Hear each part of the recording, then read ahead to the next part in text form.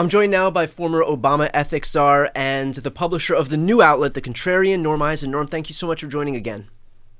Brian, it's always a pleasure to be with you and your viewers and listeners. So, Norm, you've already made your mark in the history books in Donald Trump's second term. You are responsible for filing the very first lawsuit against Donald Trump in court. Can you explain what this lawsuit was based upon? That is correct. I submitted an application here at State Democracy Defenders Fund, where I'm the executive chair, saying, hey, if Doge is really all about effectiveness and efficiency, please put me on the Doge together with my colleague. She was my ethics deputy when I was the White House ethics czar, Ginny Cantor. She's now our chief Ethics and Anti-Corruption Counsel. I said, I'm applying to be on the Doge because I know about conflicts of interest and fighting corruption. And boy, it sure seems like there's a lot of risk in those areas here with this Doge. How can you have the world's wealthiest man who's heavily regulated by agencies across the government now in charge of slashing the government and potentially affecting or cutting down the agencies that regulate him? And the official response from the Doge spokesperson was that they don't want me. No Democrats need apply. Well, that's not allowed. You can't pick and choose. Say, oh, I'm going to exclude Democrats from government service. And there's a lot of secrecy surrounding the Doge. It seems like they're getting a lot of undisclosed advice. We filed this lawsuit for transparency and to say this is not how agencies are supposed to work in American government. What Trump is doing here is dictatorial. And so this, I guess, relies on hiring discrimination to some degree. Is there any precedent in terms of how this kind of lawsuit might play itself out? The focus is we filed it leading with the transparency requirement, but a set of other rules under a federal statute known as the Federal Advisory Committee Act that we believe governs some of the Doge activity that's not being disclosed. And that if that activity is happening, they have to welcome a balanced panel of people, irrespective of partisanship. Yes, these cases have been litigated. These cases have been won. We have a lot at Democracy Defenders. We have a lot more coming. We've filed dozens of FOIA requests to get all the information about this undisclosed activity that's going on. And I won't predict what's coming down the pike. I want to see those documents, and then we'll know for sure. They should call it Dodge, not Doge, because I believe it's dodging accountability, transparency, and doesn't seem to be doing the things it's supposed to be doing. Norm, not to be outdone, you've also filed a second lawsuit. Can you walk us through what that was based on? Yes, and I should say, Brian, I'm proud to be part of teams that have done these lawsuits in our Doge case, Public Citizen, the venerable Government Accountability and Consumer Champion as co-counsel, and in that case also AFG, the American Federation of Government Employees, because government employees and consumers are going to be so profoundly affected by these dodgy Doge. And in the second case, I joined with the ACLU, with LULAC, our nation's most venerable Latino civil rights organization, with the NAACP LDF, and with Asian American civil rights groups to file a case against an even worse transgression, even more dictatorial. Donald Trump promised he'd be a dictator on day one, including on immigration. Brian, he fulfilled his promise. The Constitution says if you're a baby born in the United States, you're entitled to citizenship.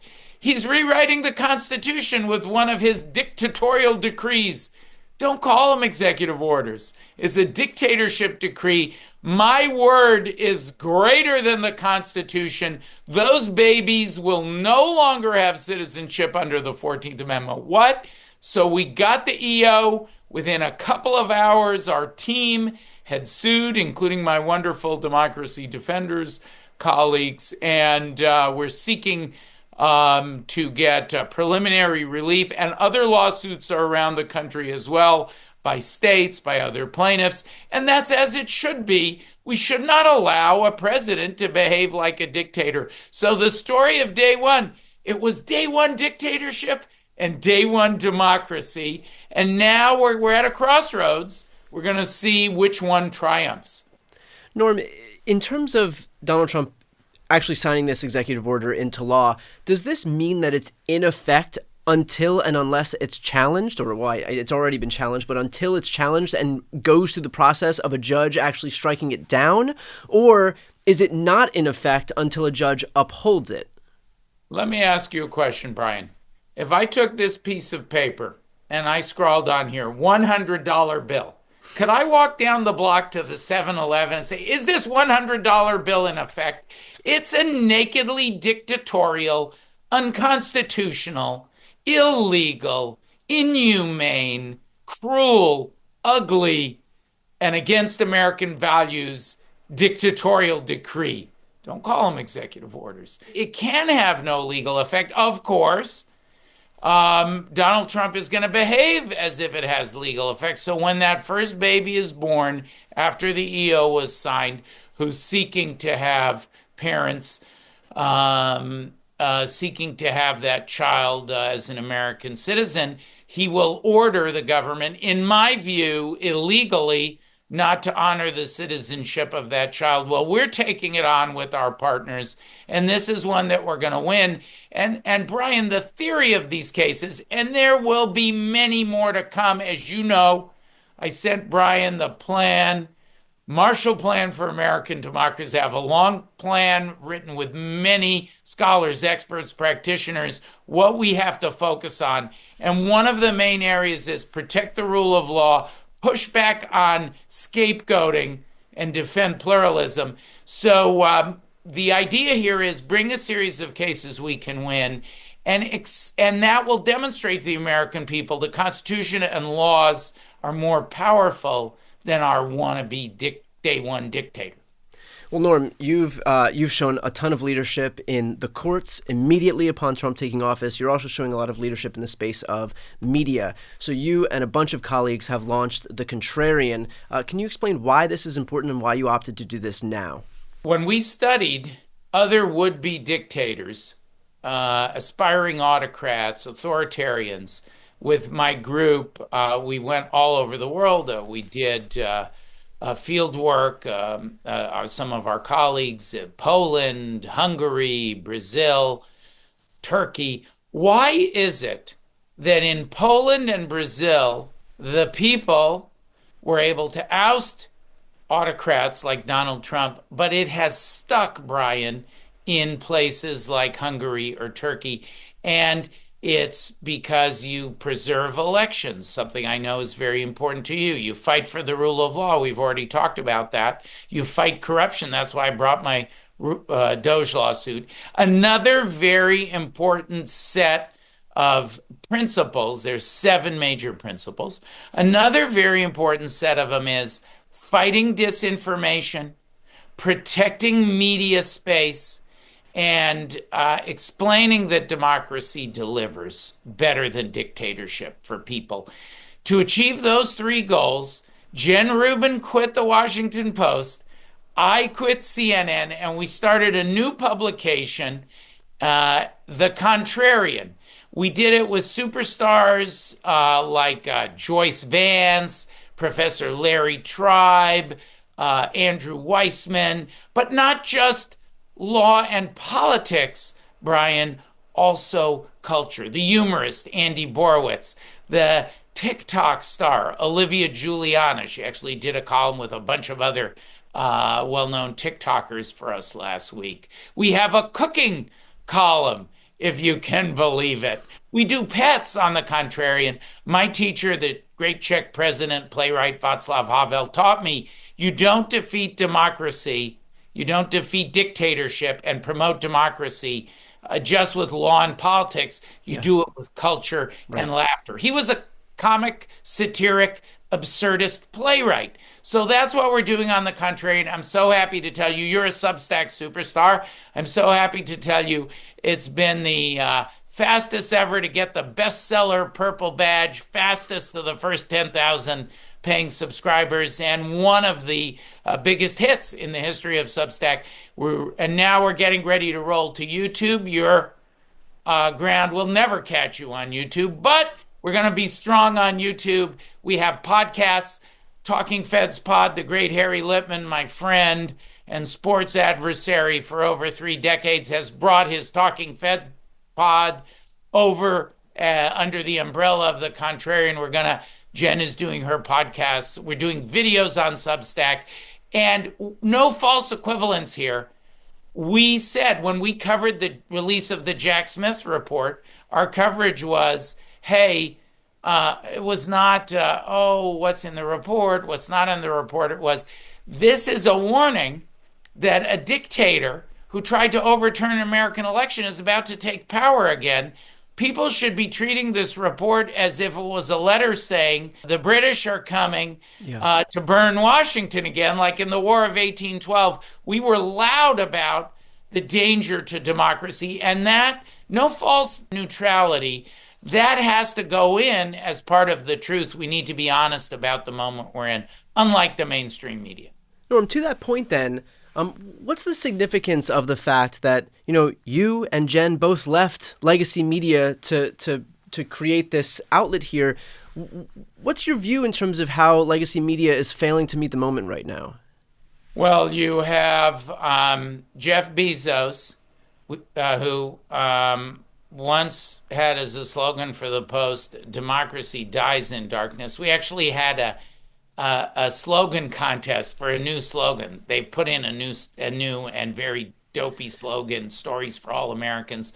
The winner of the contest was "Gaslighting the Way."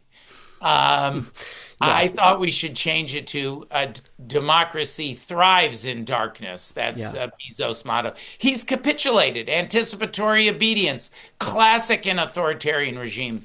It's not, and you had the ABC News settlement of a libel case that was a head scratcher. Right. Normally media would defend that. Now there's news. CBS wants to do the same thing. But Brian, it's not just the old media. You also have new media.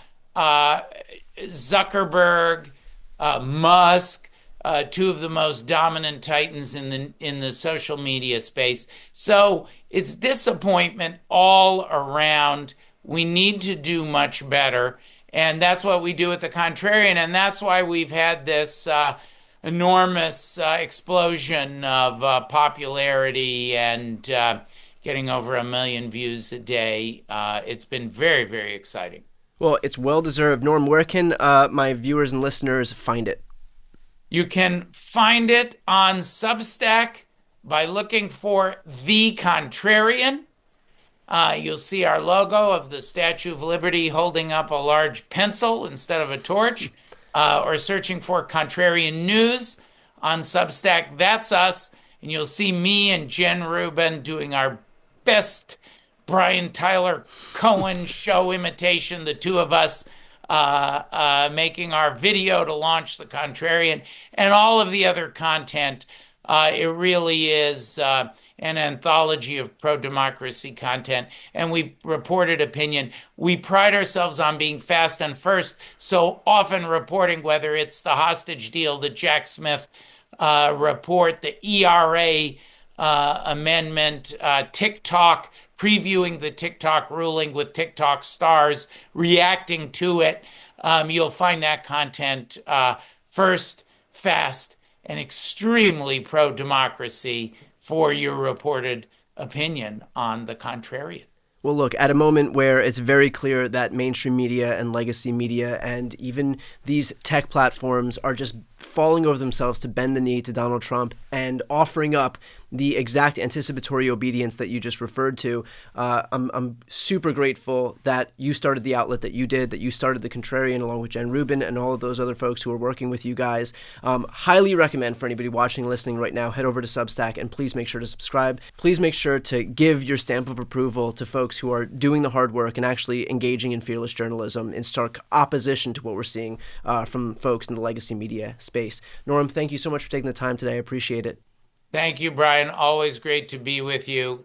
Come visit us at the Contrarian. We won't only make you think, we'll make you laugh.